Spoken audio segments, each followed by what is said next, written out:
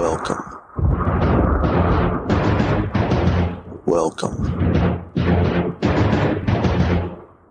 Welcome to my dungeon.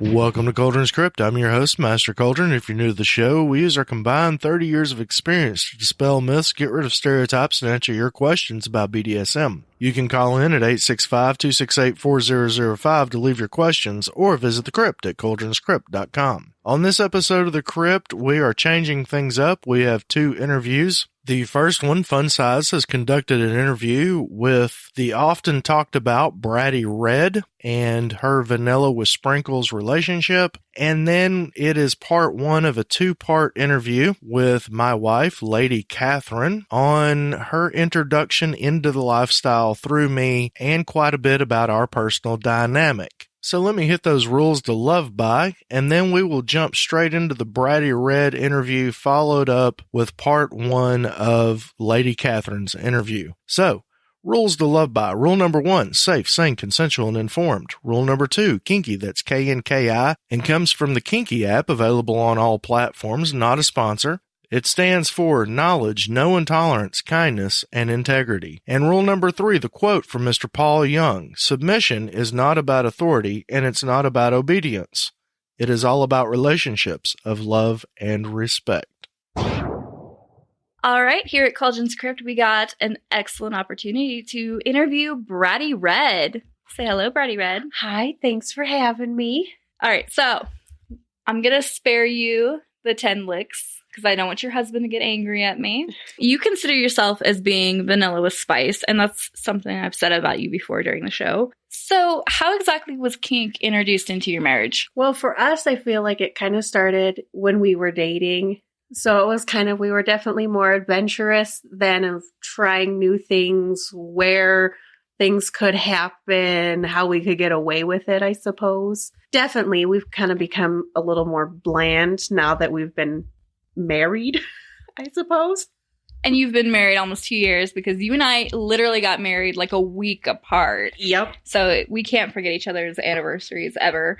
What kind of kinks do you guys use? I'm pretty sure our favorite is we definitely love to do things in the shower. We always plan a weekly shower together, and it's usually where our fun stuff starts off is there, and then it'll escalate to the bedroom or somewhere else. But the shower is our fun place. Now, I know you've mentioned bondage and spanking to me before. How exactly were those introduced? And where would you rank them as far as your love of kink goes? You know, I really love getting my behind smacked. Let's be honest, it's probably the favorite thing. He's got a larger hand, and he knows how to get the swing going to really get a good sting, if that makes sense. And it just, I don't know, it's something where I like to be a little bratty. So I'll be bratty, and I know that that's coming. So sometimes I do it on purpose. That definitely sounds like typical brat behavior right there. Something that you actually do with me, trying to test your limits with me. And I know one of these days I'm going to end up hauling you over my knee, and you're just going to be like, I can't believe you did that. So let's move on to something a little more serious. You used to be a huge fan of the 50 Shades series, but after some of the private lessons and conversations we've had and becoming an avid Krypter, you expressed having trouble watching the second movie and even called it abusive. How was the abuse portrayed? And I still enjoy reading the books. When it comes to a book scenario, it's a different space for me, but seeing it in the movies is, I guess, a little bit different. It's almost not quite the same watching it as reading it. When I read, I can visualize I can visualize it in my own way. Whereas in the movies, it definitely just comes off as, I don't know, it just comes off more awful in the movies than I think what they intended, or something just came across wrong that way, especially because now I know some of the basics. I know there's more involved to it than what the movie portrays, if that makes sense. I honestly skipped the second movie. I could only get through the first one. But I think it's very interesting to note how those things have changed for you. And I think there's a lot of 50 Shaders coming into the lifestyle in the community that are going to see those things too. So hearing it from someone that's more vanilla than kink, I'm sure will ring a lot of bells with them. So what were your initial thoughts realizing that I was part of this lifestyle? Surprisingly, it didn't surprise me as much as I thought it was going to. When you were talking about you wanted to tell me things about, it didn't come across as that big of a surprise, just because from knowing your personality, it just kind of seems to fit. And I love my friends for who they are. And so if that's what you're into, you know what? I want to learn about it. I want to be a part of my friends' lives. So I'm going to make sure I'm as open about things as I can be, because I want my friends to be able to talk to me about everything. Oh, I love you too. Okay, so final question. How do you feel adding that little touch of kink has affected your marriage? I feel like for us, it still gives us that little bit of intimacy without always having intimacy, if that makes sense. Even though we call ourselves an old couple, because we don't always have intercourse or sex, or, it doesn't always happen as often as we would like it, but we still have those intimate moments of, yes, he'll smack my butt, or yes, we still hold hands, or, he likes to grab my boobs, or, we still have those intimate moments that get tossed in there. Well, that seems like a really touching way to stay close and stay together and still kind of flirt and keep your marriage fresh. Thank you so much for this interview. I've been bugging you for ages, and of course it was so much fun. I loved being here. Yeah, you just wish you could have talked to Kuldrin because he melted that accent, and we all know it. I know. Maybe next time you can be part of a live discussion, and I'm sure the other listeners would love that too. All right. Thank you. Lady Katheryne, welcome to the Krypt.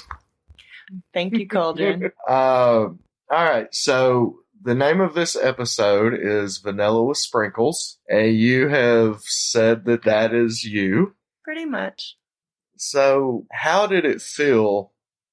What was your thought process as I was introducing this lifestyle to you?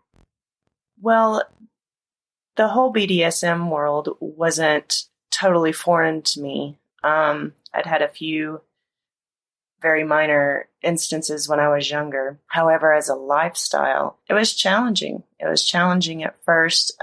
It took a long time for me to wrap my mind around the different dynamics of a DS relationship and all of the, I guess, technical terms, toys, different styles of playing, all of the nuances. But it was very difficult at first because it was so very new. We had been together for 15 years and it was different. It was different for us in our marriage. It had not been what I was used to.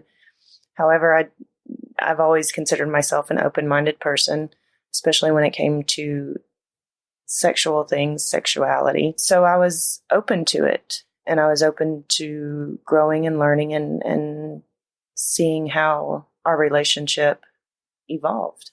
So getting into some of those difficulties, this is something that that I get a lot of messages about. I've shared a lot of these with you, and you've often offered tidbits of advice for me to give back to people because I'm not really familiar with that side of it from a personal level because it's been my lifestyle, though I masked it and did things the wrong way, ways that I really recommend that people not do.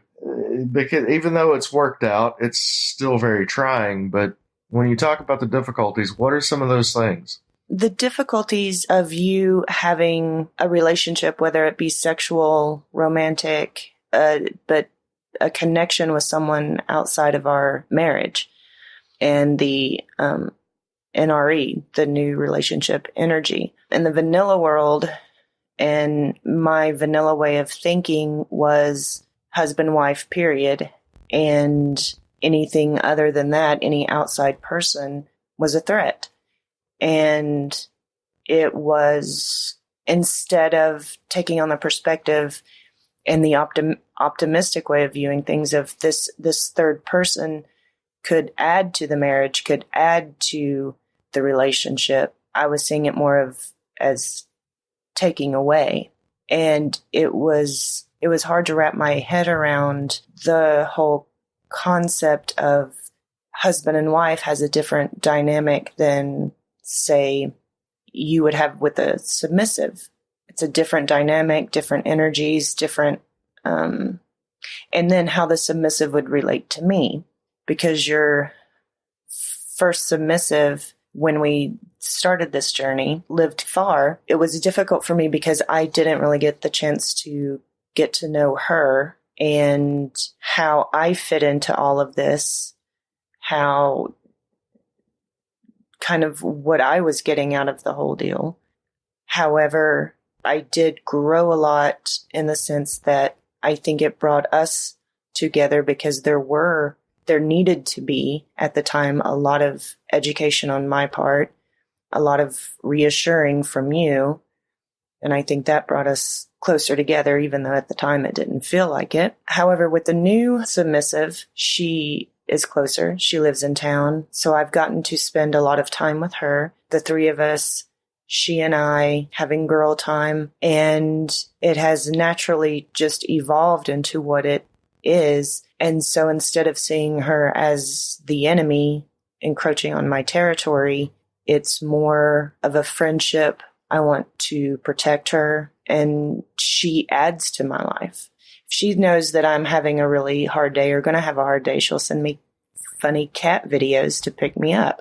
So in that sense, that really helps strengthen the bond of our household. And I think all of that just has to do with her making an effort, you making an effort, and me making an effort to build friendships, which is important in any relationship. And I've just gotten to know her as a person, and therefore I can trust her because I don't question her motives. So you've mentioned territory a few times. Mm-hmm. I'm primal. Yeah, that was where I was going to go with that. Now, in your education and experiences with me and learning about things, how would you define that primal side? Now, when I refer to you as being vanilla with sprinkles, that's the sprinkles. And it kind of comes into the question of the difference between the lifestyle and being kinky. And I think most people that have the sprinkles, that's the being kinky part. But yours is a very specific type of sprinkle with that primal side, and it plays into other parts of your life other than just the kink, as you've just said, with territorial. Yes. So kind of expand on that a little bit. I have always, and it wasn't until probably I was 30 that a coworker brought to my attention that I was an alpha female. And it struck me odd because I had never really thought of myself as a leader or anything that title implies. But once I started thinking about it, I've always been in leadership positions. From at very work. young age, right? Like Yes. in management before you were 20. Yes. Okay. And as I've grown older and through self-discovery and just self-awareness, I am a very protective person. It's just in my nature to be very protective of mine, whether it be man, animal, child, which my niece has brought out in me a few times on a few occasions. Also my friends. I'm slow to anger. However, the quickest way to get me to anger if I feel that one of my loved ones is being threatened. So it's not a jealousy type. When you talk about your territory, Right. it's not. It's purely out of protection, not out of jealousy. Correct. Unless it's waking up at 4 o'clock in the morning to things that you're not prepared to see. Right. And even then, I'm not sure if it's jealousy now. it may have been before, because through different resources, jealousy is basically when you're feeling insecure. Mm-hmm. Jealousy starts with you. So if I feel that I am jealous of something, then I check myself first. Am I not doing what I need to do to take care of myself physically? Therefore, I feel physically unattractive. Am I not speaking up for my own emotional, mental, physical needs from you or from someone else? So am I feeling neglected? And whose fault is that really? Mm-hmm. It's usually mine because I don't speak up.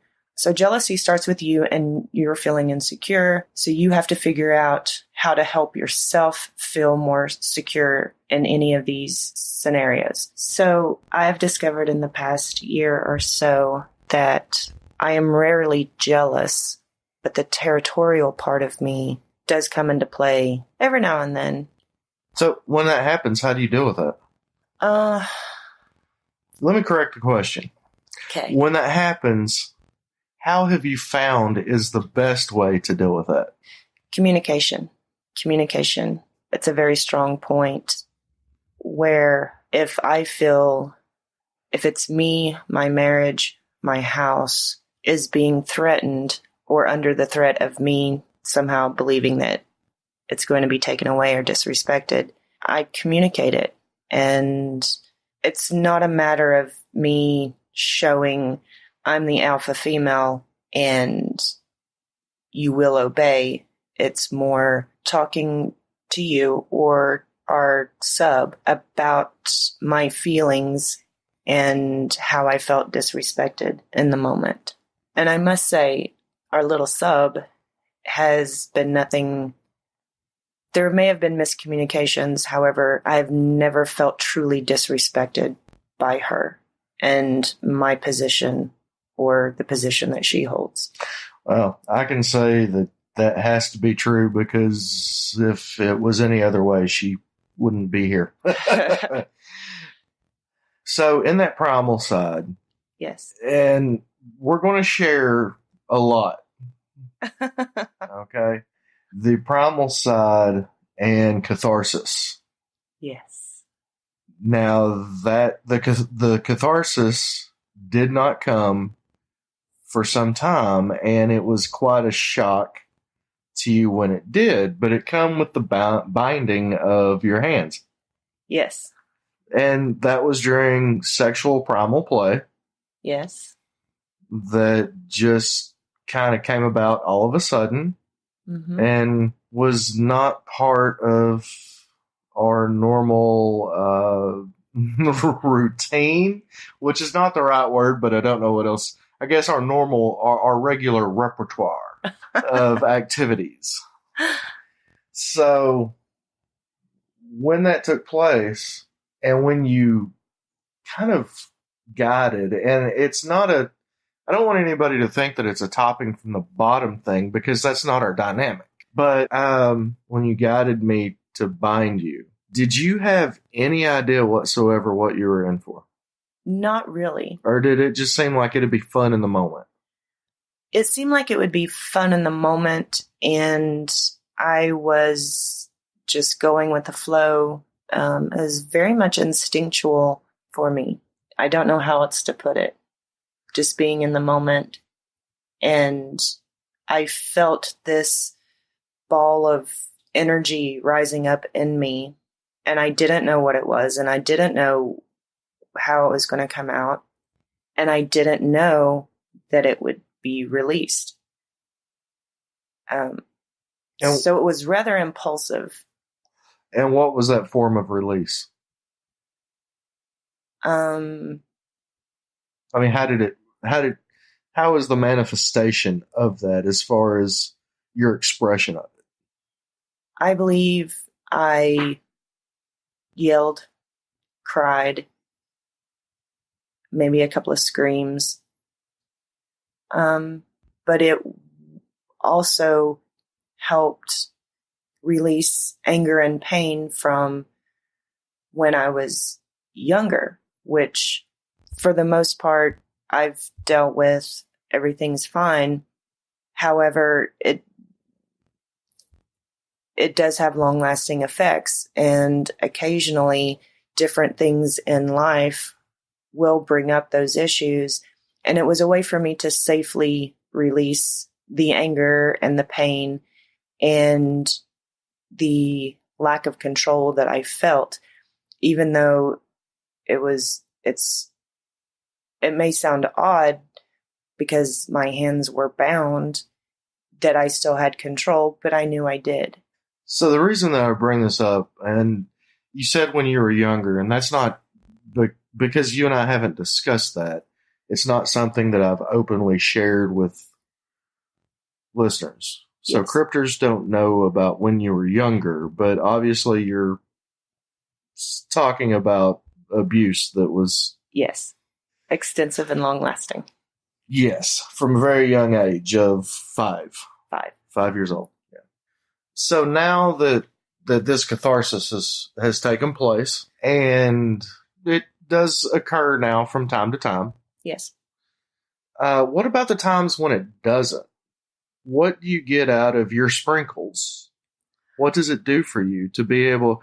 because a lot of people who have spouses or boyfriends or girlfriends that are part of the lifestyle, when they're not so much involved in it or when they're brand new to it, they have difficulty relating to it. And they often will find something that helps them kind of relate to it so they feel like they have something that they're putting in. Oftentimes, these are notions in vain, meaning that it's things that they do, but it's not really who they are. Right. With you, there's no way I could ever say that. It is too natural. It is too fluid. It is too spontaneous in the true primal nature of things.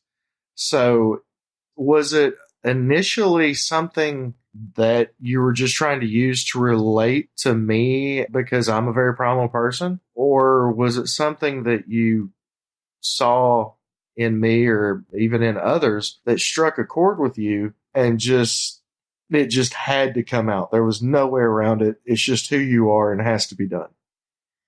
The primal side of me and the other kinky things I like, I've always liked. Care to share any of those? I'm a voyeur. I'm a big voyeur. And I like toys. I like porn. I love gay porn. And while flogging, impact play, stuff like that, medical play, it's fun to watch, to participate in, but there's not a need for me to express my sexual being in those forms. I'm a pretty basic woman when it comes to sexual needs, sexual desires, but it always kind of fascinated me, the impact play and these things that I kind of knew about, but didn't really know much about. And so watching it, learning it, still trying to figure out what I like, what I don't like, what is a need I haven't tapped into, or what's just fun. The times that I've co-topped with you, it was fun, but it's not a need for me that I think other dominants need, other tops need. They need to have that impact play.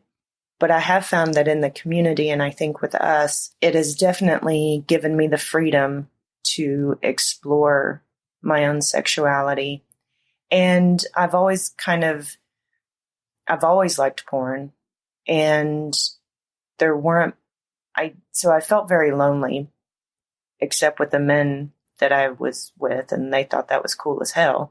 However, connecting with other women with my different sexual proclivities, I felt lonely. And with the community now, I don't. I can freely say that this is what I like sexually. This is what turns me on. And it's very comfortable and accepting, non-judgmental. And I've always said, sexually, if it doesn't involve animals and children, whatever floats your boat. As long as everybody consents. Yes. That's always part of it. No children, no animals, and whatever 2, 3, 5 people want at the time. Whatever they choose to do is up to them, and it is what it is. Also, with the primal and the catharsis, we were talking about that. I think the first time I had the catharsis was about my abuse when I was younger. However, other times when we've had cathartic play, a lot of times it's a way for me to get out my anger, frustration, disappointments, hurt from day-to-day life in a very, very primal way. Because of my career, I have to be so emotionally and mentally self-controlled with my words, my actions, body language, everything. So it's a way for me to release all of my own emotions without having to use the proper language, without having to use the proper gestures. I can totally let it go in whatever way it decides to manifest on a natural level. So it's a way for me to let go in a very healthy way so I can continue to do my best at work and do my best in my everyday life. It's a chance for me to actually give myself permission to lose control for a little while. Would you describe yourself as a sadist? You mentioned that impact play, it's fun when we've done it together, but it's not really your thing. So as far as the physicality of it goes, you wouldn't really consider yourself to be that much of a sadist, or would you say you're a sadist by proxy in that regard, that because of being a voyeur? I know you really enjoy watching anybody play, myself especially. Yeah, that's a good one. I'm a sadist by proxy. It kind of goes against my nature, even though that's what the bottom wants. It's hard. It kind of goes against my nature to cause physical pain. However, I definitely prefer giving pain than receiving pain. I'm not a fan of pain. Not at all. And I can attest to that. Unless it's in the moment you're being bitten. But there's no way I would ever, give you a good smack on the hind end. Right. During anything. That's just not part of it. That's not who we are. Yeah. Now, what about emotional sadism? Also. And being in control that way? Because that's something that I've personally witnessed. I am more of an emotional sadist, mental sadist than a physical one. Yeah. And what does that satisfy? That satisfies a need to control. And see, I bring that up, I point that out because everything that we do is for a reason, and people are often in denial of what that reason is. Mm-hmm. So for somebody to actually admit, well, it's out of a need to control, it's really that easy to admit it. Mm-hmm. And people find that so difficult. So kudos to you for actually being able to admit that. It's only hard because we make it hard on ourselves. Right. But given what you've been through, and there's no point in going into detail and rehashing all of that stuff. Just saying that it started at a very young age, as we did earlier, is enough. So it's very understandable. But that brings me to something now. Your career field is psychology. Yes. You have a degree in psychology. You're about to start working on your master's. You have different certificates for different types of trainings, from therapeutic crisis intervention to dialectical behavioral therapy. You went to one of the best undergrad schools in the nation. And knowing that you do get a sense of control and pleasure out of the emotional and mental sadism, and that is a very psychological thing. That goes into like humiliation and degradation. It's not really about what you do to a person. It's about how you make that person feel. I've often said that BDSM is not a replacement for therapy. Right. But it can be a great addition to therapeutic process. Right. Where do you stand on that with everything that you've experienced, with the people that you've met from around the country in this lifestyle? all the online interaction that you've had, which I don't want to make that sound like anything that it's not. When I say online, you are not an online player. I'm referencing a lot of these very rude messages that come to you from people either saying, "Oh, sweetheart," a woman that thinks she's a dominator, thinks that she's a top. You just never met a real man, to these people who just throw their submission at you.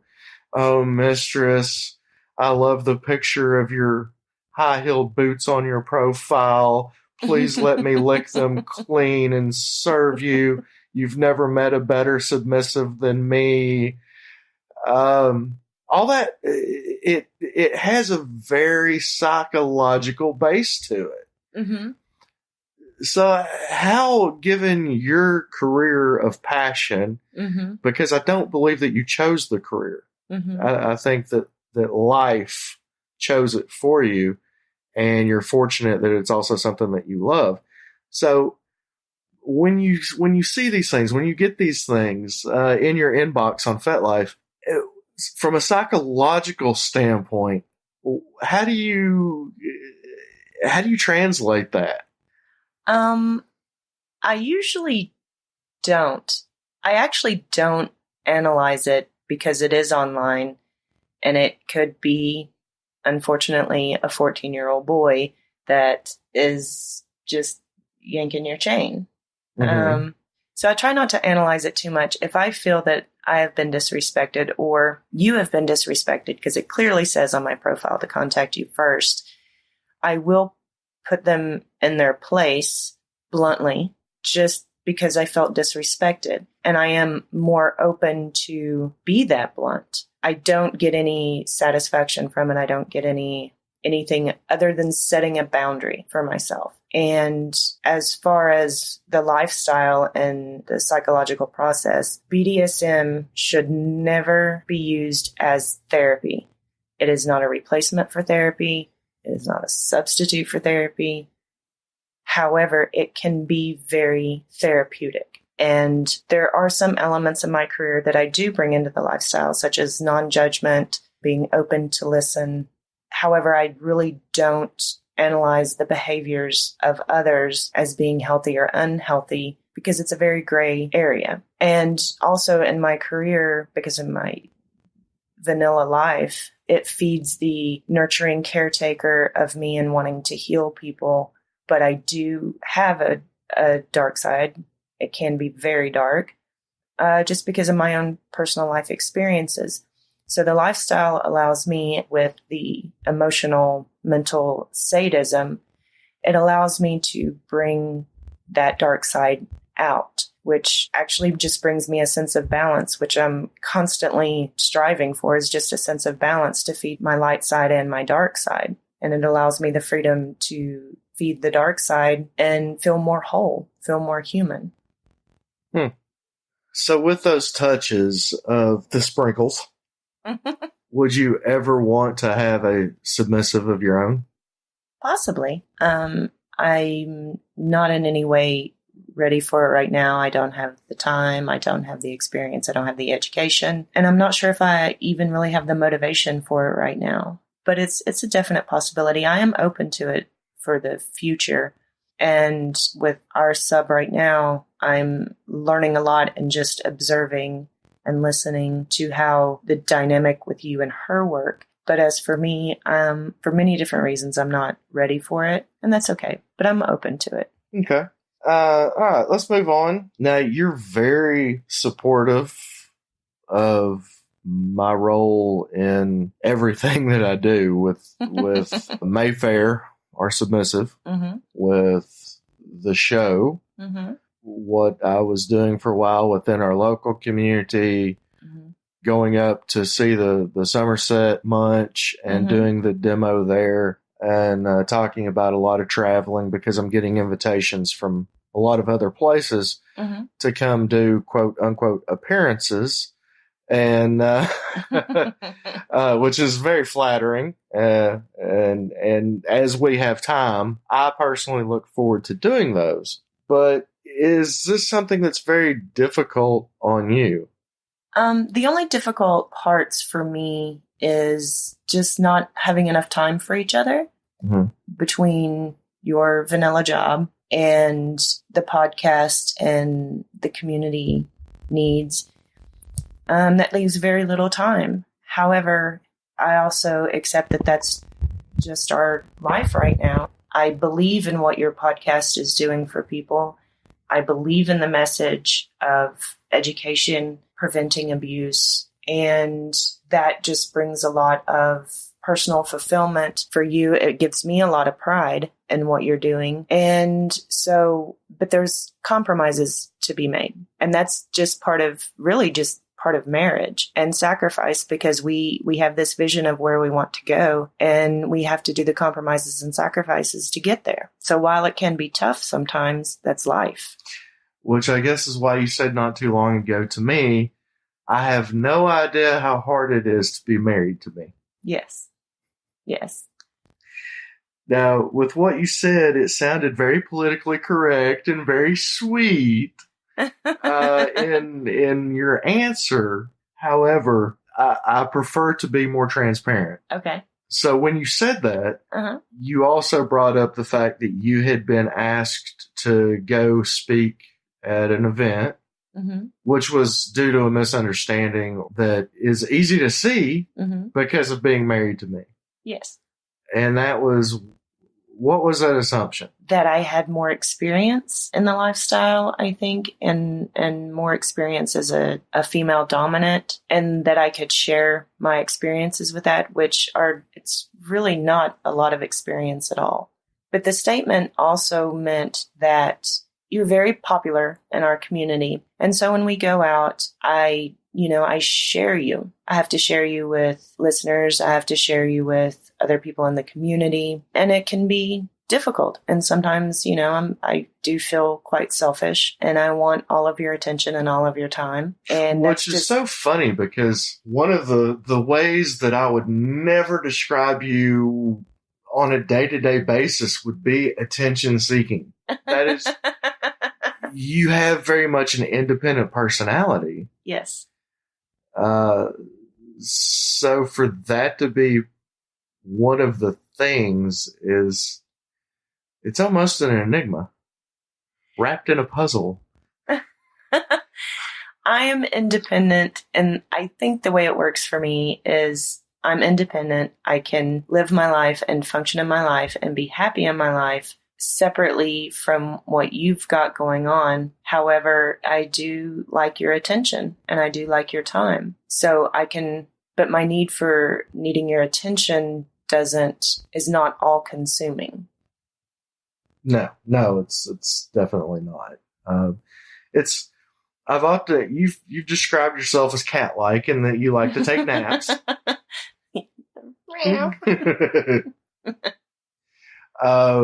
But it actually goes a lot farther than that. You're kind of aloof a bit as far as your interaction with others. When you're at work, you are on point. We used to work together. Some of the best days in my working career have been when we were working in the same unit of the hospital together.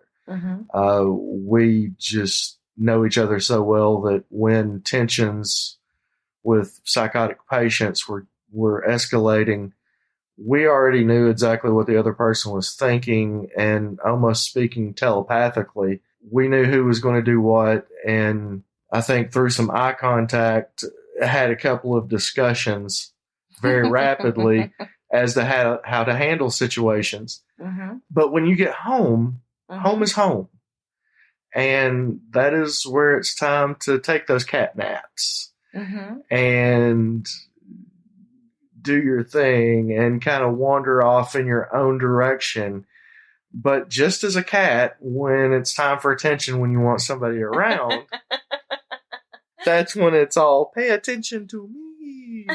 And you'll literally do a cat thing by, like, I don't know, laying on top of me while I'm sitting around working or something. Is that accurate? Yes. Okay. I am who I am. That's right. No, but seriously, going into the non-judgmental side of things, how has that been? Because you've said a few things here. You've admitted to a couple of things, being your kinks, that you don't admit to people. You don't talk about them to people. Mm-hmm. So some of our locals listen. Mm-hmm. They're going to hear this.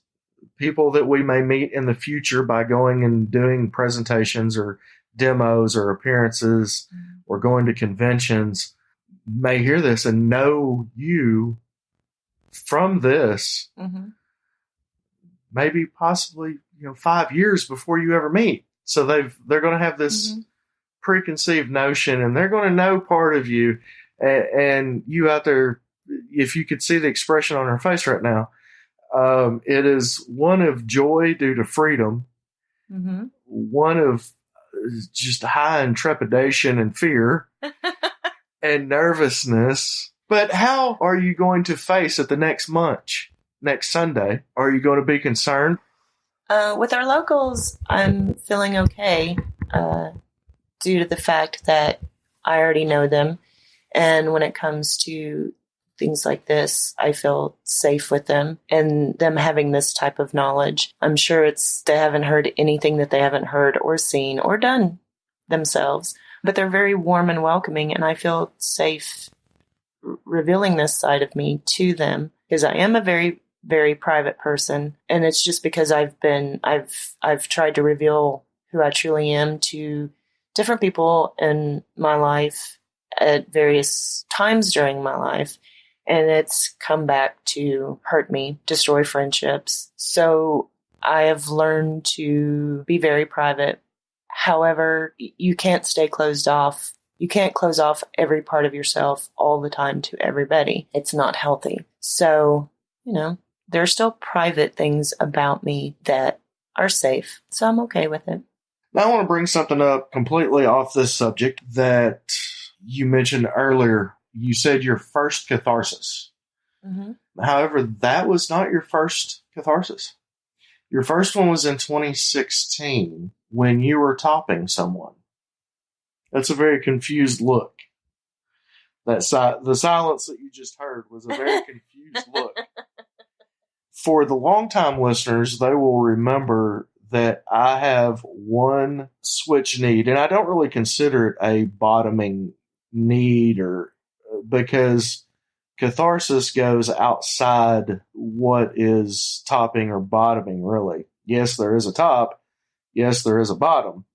But it's something of a spiritual experience completely separate. It's one of my absolute favorite demos to do. And my particular proclivity on this would be belting across my back or strapping with a belt. The actual term for it is strapping. And you were performing this for me. Now, this is not something that I do even on a yearly basis. It's very rare.